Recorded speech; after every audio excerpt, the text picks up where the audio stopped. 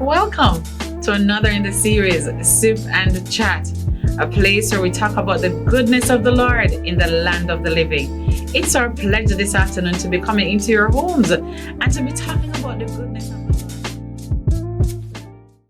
Welcome to another in the series, Sip and Chat, a place where we dive into matters that we know that while we're discussing these issues, on completion or before the end, you will be a better person. And the hurdles that are before you that you felt were so unsurmountable, you will be able to overcome them. Last week, we began a series where we began talking about the whole matter of commitment. And our first area of commitment was emotional wellness. And we felt that was important because we have come to appreciate, especially post pandemic and COVID, that a lot of persons are suffering from emotional ill health. And if your mind is not at the right place, you're not able to effectively meet what's coming to you, towards you. And so today we want to kind of discuss a little bit about that, but we also want to look a lot more on personal commitment. And I have with me today my able co-host, Miss Anne-Marie Bishop, mediator and legal counsel, who is with me today. Also, I want to say congratulations, I guess, are in order, who is now the president of the Kiwanis Club over there in St. Anne. It is, I know you have a lot of divisions. So I'm the president of the Kiwanis Club of the Garden Parish, which is in St. Anne. great. And so we're going to be shedding some light today on this whole matter of commitment, personal commitment, and why is that so important. So welcome, legal counsel. Thank you, Dr. Leleith Tomlinson. Thanks for having me. And Happy New Year to your viewers, and Happy New Year to you and your family. Thank you so very much. All the best to you and your family as well. And we're seeing some great news coming out of aviation school with your son. So Yes. again, congratulations are in order. Thank you. We just pray that God continue to bless all the kids because they have their own challenges as well. And that is so true. And so a lot of times, even though we condemn the youths of today, one of the things that we have to commit to as individuals is how personally we can put ourselves in a space where we're better able to understand them and provide more care for them. So lastly, one of the things that we established very early is that commitment is a dedication to a cause or to a person or to something that you hold very dear. So, for example, whether it be like an academic pursuit, professional pursuit, financial pursuit, health pursuit, and before we came in the chat, we had relationship pursuit, and we also had a healthy laugh as it relates to the fact that you're committing to lose how much pounds? 20 pounds by me. So everywhere people making commitments, no matter who you are, you try to make those commitments. And a lot of persons might say, oh, I don't make New Year's resolution. But technically you do, because it might not be a New Year's resolution, but you make some form of commitment to yourself. And the reason why I think that is so important, Ms. Bishop, is because I think part of making a commitment is part of stretching yourself. What do you think about that? So tell us about your own concept of what commitment is and how it relates to that. My concept of commitment is you're making a decision to pursue your personal goals and following through with those commitments. I do not make New Year's resolution. If I want to change something, I get up and change it. I make a decision to do it at any time during the course of the year. Right. So one of my ongoing commitments is to be a better parent to my 5 children.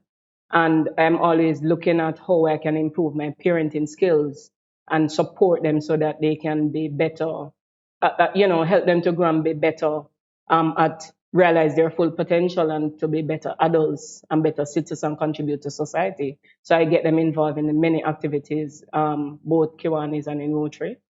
Other commitments, my own academic pursuits, and business commitments in terms of how do I improve my business as an attorney, and commitments to the civic groups I'm involved in. What can I do different? I'm already planning events for Child's Month, which is May. Last year we did Read Across Jamaica in Portmore. So I'm always thinking ahead of how can I give back to my community. So there are two things that I want to pick up on from what you said just now. If I'm hearing you correctly, you're saying that for you, commitment is not necessarily a special time. At any moment when you do a reassessment of where you are and where you'd ideally like to be, you pause and then say, this is what. And I think that is so I important do. to I our do. viewers, because a lot of persons think they have to wait until, oh, it's New Year, or when I get married or something. But I think every now and then we can do some self introspection, That and we is can see correct. where exactly are we, whether it be personal, professional, financial, and just make a goal. I do a personal SWOT every now and again. I look at my strengths. So I want for our viewers, for right, All tell right, our so I look at my strengths, and my weaknesses, the opportunities, and my threats. Right. Within myself as a person, I also do it from a business perspective. Mhm. So I review the criticisms of my client and see how I can better serve them. Mhm. I look at the criticism of my children and see how I can improve on what I'm doing or what I'm failing to do. How can I do it better? So Mhm. I do my own personal SWOT analysis. We have to introspect and evaluate Mhm. and go back to the drawing board and create our own strategies for moving forward and get the help that we need. Because sometimes we need the support. Right. Sometimes we cannot do it alone, and you don't have to do it alone. You're my good friend, and when I need to discuss something, I can call on you, and I have other friends that I can call on. Mhm. So we are not alone. And as you, Dr. Leleith, spoke about our mental wellness last week, no woman or no man is an island, and it's important to engage your friends and family as you make your own commitments in moving forward, because they can be integral to you achieving those commitments. I think that's so important. It was yesterday I was doing a presentation as well, and we're talking about, it's back to school, and so I was in that sphere speaking to some potential students as they were starting a new program, and encourage them all to be committed. And but the most important thing that I wanted to get at in that discussion was how you don't have to go through it alone. And there was this gentleman, I don't remember his name right now, but he said he actually took 16 years to complete his first degree. But he was committed. But So he was the committed. time doesn't matter sometimes. Right. But what was interesting was that he took 2 years to do his bachelor's, to do his master's. And what he said is that because of pride and his ego, when he was going through it, he would not reach out for help. And so I want to say to our persons who are watching today that on your path to success, it is not an abomination. It is not, you're not weak. If you reach out as you are committed to your goals and say, I need help, you know, sometimes you might have an idea, you feel, oh, wow, I need to have 100,000 to do that. Say you want to commit to starting a business. In your mind, based on your knowledge, you might be thinking that in order for me to do this, I need this amount of money. But maybe if I share that thought with someone, they will say, well, actually, you only need half of that. And that can be sourced in this particular area. So, Anne-Marie, talk to us about how important it is not to believe that, boy, we have to get this right at once. And if we don't get it right, the walls come tumbling down. And if you have an experience, feel free to share. You're using your example about starting a business. There are times when you may fail, but you don't have to do it alone, because partnership can help you with your various commitments. As you said, sharing a business idea with another person, you may find that that person shares similar ideas, and you can partner with that person. It's the same concept with parenting. It's a partnership between you, the parent, the school, and your child.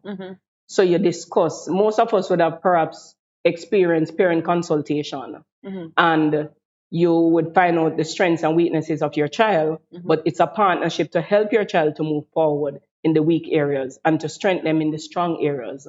My personal experience, I graduated from St. Hugh's High School with 4 CXCs. What I wanted to do, that's not what God wanted me to do, because my whole thing was to be a scientist, an oceanographer. I love the ocean. And when St. Hugh's told me that I couldn't get certain subjects along my path, I went to Excelsior Community College, my dad, and I went for the results, and then we went to Excelsior to get in for A-levels. I'm not even going to mention my A-level grades. They're not the best, right? But outside of that, when you have strong parents and persons that believe in you, and you also believe in yourself, correct, you can push yourself forward. So years later, I have multiple qualifications. I wear multiple hats, but most of all, I'm you want to walk in your purpose that God has for you. And that's part of your commitment as well. I strongly believe that we should allow God to direct our path and be our fortress and our shelter. And once you know what God's purpose is for you, it makes the journey easier even when you're struggling. Because I believe I'm called to be an attorney, but I also believe that some of the academic pursuit that I've engaged in and qualified for, it's not so much for my benefit, but to help others. And I'm okay with that. That's so important that we understand that. And we spoke about that as well, that sometimes we might have some plan to our lives and they do not seem to be blossoming, right, at our pace. And we get frustrated, but we have to stay to the course. Stay the course. Yes. I know I always say this is not a real word, but I actually like it. It's stick-to-itiveness. We have to stick to the plan. True. And my little acronym for focus is fixed on course until successful. I like to repeat that, please, because that is absolutely beautiful. Yeah. You need to send it to me on WhatsApp so I can share it with my children. I was actually just doing something like when I'm preaching, right? So I like to leave the audience with something that they can go over and think about and focus. And I remember the first time I was talking about focus, and I sat down and said, how would I acronize in order to make up this word? And it's fixed on course until successful. And I think the until is key. Yes. And there will be challenges, Dr. Leleith. The reality, there will be challenges, there will be distractions from your friends, your family, your spouse. You need to believe in yourself and what you're doing and what you're about. Do not let the public define you and what your capabilities are, because once you start accepting the negative comments from others, it can throw you off your game. Right. So remain focused, believe in yourself, and know what you want and go for it. You may come across a roadblock, but don't focus on the roadblock.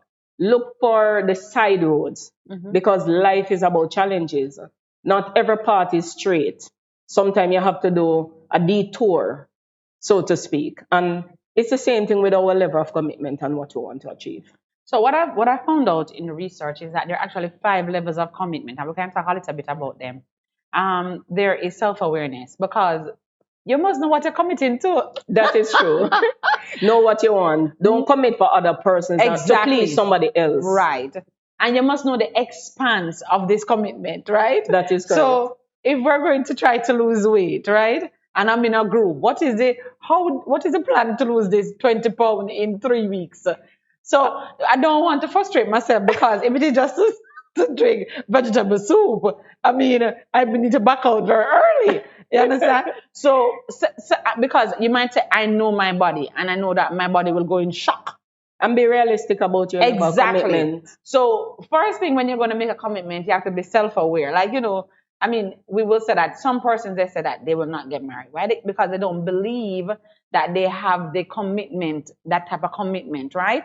And that is something that they need to bring, to the Lord. But first of all, and allow Him to deal with them. But we have to be honest with ourselves first and be aware of what is our weakness. I remember when I was much younger, I'm always in these diet programs and supporting other people sometimes as well. But I remember that one day we were all in a group, right? And we're helping somebody. And there was this girl, and we saw her coming from the store. So we had all had probably like some vegetables, salad or whatever it was. And then she was missing from the office for a little while. And then we saw her coming from the store. And it was like, why did she go to the store? Because we're not supposed to go to the store, because the store is a distraction. And that's also part of maintaining personal goals as well. We have to be careful what are the distractors that would take us off course. So, me already. So I met her halfway, and I was like, oh, you went to the store? What did you get? And she said, And she had her hands held tight, and I managed to, pierce open her hands. There was a catch. The red chocolate bar. Right. And she said, you know what? I really can't do this, because she just felt that whenever she had the salad, she wasn't full. And so, although we caught her at that time, she was doing this always doing this. So what am I saying? I'm saying, whatever it is that you're committing to, make sure that you're aware of your own self challenges. Yes. And that doesn't say, this is important. That doesn't say if initially you think you can't do this, that You shouldn't, because sometimes what we need is a little push. And yes, challenge yourself. Right. And we need somebody to tell us that we can do it. You can do it, man. You know? I mean, instead of always going to buy 5 shoes and 6 shoes, if you want to save the $100,000, maybe one less. One less. You remember the BNS one less? Yeah, I think it was Scotia. Yeah, not Scotia, VM. VM. I think VM had one too. Okay. Right. VM had one too. Less. Right? But in the self-awareness aspect of commitment, it's important to surround yourself with positive role models, positive mentors, and you will get there. Right. That's important in that stage. So, and then the other thing is that you must have a willingness to change. Something must rattle you so much that you know, say, listen, man, I'm not even looking back. I'm going forward. It's like a commitment to salvation.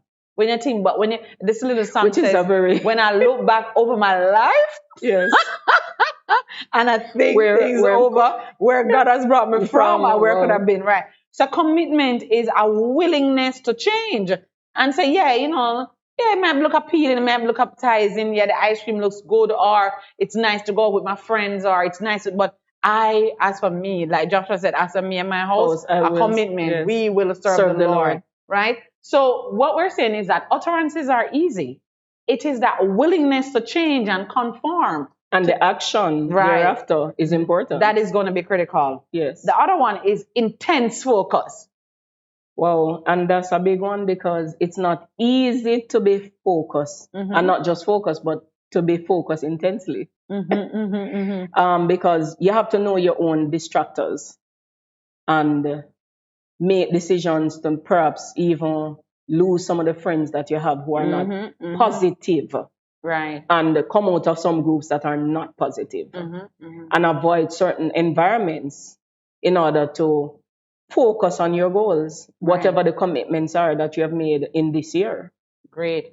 And so you have to be focused, and you have to have what we call a persistency as well. In other words, you have to have a resilience that says, okay, if I fall, I'm not going to die here. I'm going to get up. I'm going to brush off myself, and I'm going to go. You see, winners are not persons who are without evidence of defeat or evidence of challenges, right? That's true. The scars that you see on people are stories of how they got there. We look at a lot of boxers and we say, wow, or they might have a cut here, a bruise here, or whatever. But these are the scars that says to them, you deserve this, because when you got this bruise or this cut or whatever, you didn't just give up, but you made it over the line. True. Right? That's so commitment is key. I remember watching a race. There's this popular race where this man had fallen in the race, but he got back up. And he ran to the finish, and he got a medal. All right. So sometimes you'll have things that trip you off course, but you focus, you get back on course, focus, fixed on course until successful. So even if you're on the track and you get off, we're saying get back on. And I really want to push this in that one of the things, the reason why people don't want to commit is fear. Well, we know that fear, as a psychologist, you know that fear cripples a lot of our own goals and our desire and intention to complete because of fear. We doubt ourselves. And in those moments, you want to dig deep inside yourself and remember who you are. You are a child of God. You know, remember the struggles of maybe your parents and the struggles of your own path, where you're coming from, and where they look ahead and as to where you want to, where you see yourself in 6 months or a year, and just trust and believe that we can do all things through God who strengthens us. Yes, don't give up on yourself. Verse 13, you know? Right.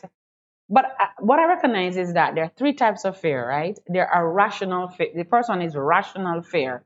And that is a rational fear where there's a real fear for it, right? So there might be a real fear for water, right? Hydrophobia, or people are afraid of heights, or arachnophobia, which is the fear of like ants and insects and so on. So people do have real fear, right? So sometimes when we are committing, there might be a real fear, like, you know, like a relationship or so. What if this doesn't happen? Salvation, to people always say, boy, I wonder, what if they go turn back, because they know who they were, that's right? True. But then that's where you need the person to say to you, say, it's not by your will, but His grace is sufficient to keep you. And that's where they need the reassurance from someone and so forth. And then you have primal fear is an innate fear that is programmed in our brains. That does tell us that it would us fearful. The basis is also, it's like our brain tells us that this is something that we should be fearful. But the one I'm most concerned about is an irrational fear. People don't even venture to the thing and they're already fearful. Like you don't give yourself a chance to know whether you can do it or not. And that is very important. That's true. And that is something that a lot of us need to say, okay, I've never done this before, but why? Yeah, no, I am. Like I tell myself I can't swim because I'm too heavy. Really? I'll teach you. I tell myself I can't swim because I'm too heavy. And then I go to the beach or somewhere and I see persons with more body mass than more everything. And they're so that's it. You know, that it's an irrational fear. It's an irrational fear, but it's something that is so real to me that I've never done it. I mean, I don't even go to the beach to swim. You just got to look pretty in your swimsuit. To look pretty in my swimsuit, or just to read. You know, right? and I mean, being in the water is something that I like, right? It's not enough. You need to learn to swim, Dr. Leleith. But more importantly, I'm going to share this with our viewers. I'm not sure if I have, but you know, we're talking about mastering and committing to things. To show you how I had this fear, right? I went into a lazy river at a conference. Everybody was going to Lime. So I went into the lazy river. And my good lawyer, while I was in the lazy river and I had on the tube and everything in the lazy river, and I'm telling you, I know that I must use my hands and I'm paddling. We're talking and we're laughing and everything. And my body got tired because we're going around in this lazy river. And I didn't want to drown. So I was there swimming like. It's highly unlikely that you will drown being in a tube. Highly unlikely. No, but this is the big part, talking about irrational fear. I heard a voice said to me, Leleith, stop and stand. Lawyer, when I stood up in the river. Part of your body was out of the water, right? Yes. So what we're saying is that some things that we fear, unnecessary. Are unnecessary fear. And sometimes we need to have that dialogue with someone to say, what do you think about, like some people say, I'll never speak in front of nobody because I can't public speak, or I can't do this, or I can't do that. And you'll be amazed at what comes forth when they have the support and they present themselves. And not just that, the more you practice certain things, the better you become at it. Right. So even with public speaking, I know a lot of persons shy away from it, and I get nervous every time I do public speaking. And yet somebody would still say, over 20 years. And when they hear you, they would say, boy, you're so good at it. But that's the thing. We need to say to people that, listen, even if you feel a little nerves, butterflies in the stomach or whatever, it's natural. That's true. You know? So we want to say to everyone who is watching us today, right? Nothing is wrong with committing, right? As we say, align yourself with strategic persons who can see you beyond your today. That's critical as well. That's true. Let them see you beyond your today and let them speak into your spirit and into your life and boost you. I tell people all the time, you know, you need some Red Bull friends, not to drink, but the Red Bull commercial says it gives you wings that you can fly. You have some friends that are like deflators.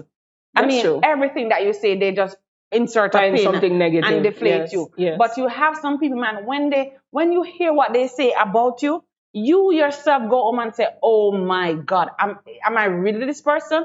But that gives you fuel, it gives you momentum. And going into 2020, 2023, we're saying to people, listen, commit to something. Is it going back to school? Personal goals we're talking about today. Is it something with your own health? Is it about engaging in social civic activity like you are? Whatever those personal goals are, rise up today with confidence, knowing who you are. You are a child of purpose. Get up and go for it. What are some of the final words you want to say?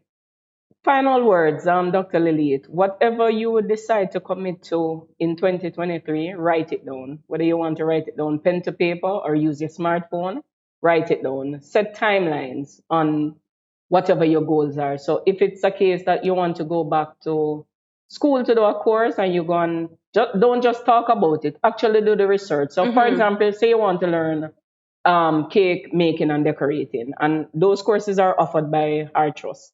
So you would go online on their website, research it, find out when the next course will be, and register. So commitment requires action, not just words. It requires action.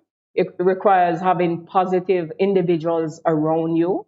It requires maybe losing some of the negative friends that you had in 2022. Right. Deleting some of the groups or deleting yourself from some of the groups that you're in, because negative energy only drains you. Right. And it affects your path, it affects your level of achievement and the pace at which you achieve. In whatever you do in your personal, for your own personal development, for those of us who are parents, bear in mind that you should not exclude your children, because they can be motivators for you as and you they can tread help you that keep on path. track. And they can help you keep on track. And when you set example for your children, that motivates them as well, because they may say, oh, mommy is in her 30s, 40s, 50s, whatever age, and she's trying and learning a new skill. Right. And that's important. So be focused and remember the 5 areas of commitment that Dr. Leleith spoke about. And remember the acronym, which she'll share with you in a minute again, because I love it. And just bear in mind that whatever you do, pray about it and seek God's direction. And remember that we can do all things through Christ who strengthens us. And we're able. Fear is a plan of the enemy. And we don't have to absorb it in our spirit at all. We serve a God who is able, mighty, and awesome. So when you're in the valley, don't worry about it. Look to the mountain and God will take you there. Excellent, excellent. People often fail to commit to make long-lasting changes because they don't commit to one path long enough to see results. M.K. Muller. And that is so important. Commit to the long haul. Yes. Success is not always upfront. Sometimes you have to go the extra mile. It's not on the first leg or the second leg. Sometimes it's in the third leg of the relay or the fourth leg. But as long as you stay on track, focus, fixed on course until successful. Hashtag Dr. Tomlinson. I want to say thank you so very much. I'm really, really proud of you. Again, congratulations. Thank you. So just, even in our discussion, you talk so much about your parenting. I'm going to bring you back because you're a single parent. Yes. And you have 5 children. But in all that you do, lawyer, counselor, mediator, so many different things, you always try to make sure that there is inclusivity of the kids and that they understand that mommy's working very hard, but you are important, because at the end of the day, you have to understand that no matter how much you have, you want your kids to be happy. So I really must commend you for that. Thank you. It is always a pleasure to have you here on Sip and Chat. Thank you. Look forward to seeing. Let us drink. Yeah, we're committing to drinking healthy this year. Definitely. 8 bottles of water per day. Yeah, I get my water chart as well. I must say my red wine. I'm not leaving it out. And my coffee. I'm being true to myself. Okay. All right. So we want to say thank you so very much for joining us here on Sip and Chat. It was our pleasure to have you. And so next time we're going to look at some financial commitments and how you can help yourself, because a lot of people think that, boy, if I don't have a lot of money, I can't make it. But as my grandmother said, one cocoa, full basket. Full basket. Until next time, we'll see you as we continue to sip and chat. Thank you, Dr. Yes. Leleith. All right.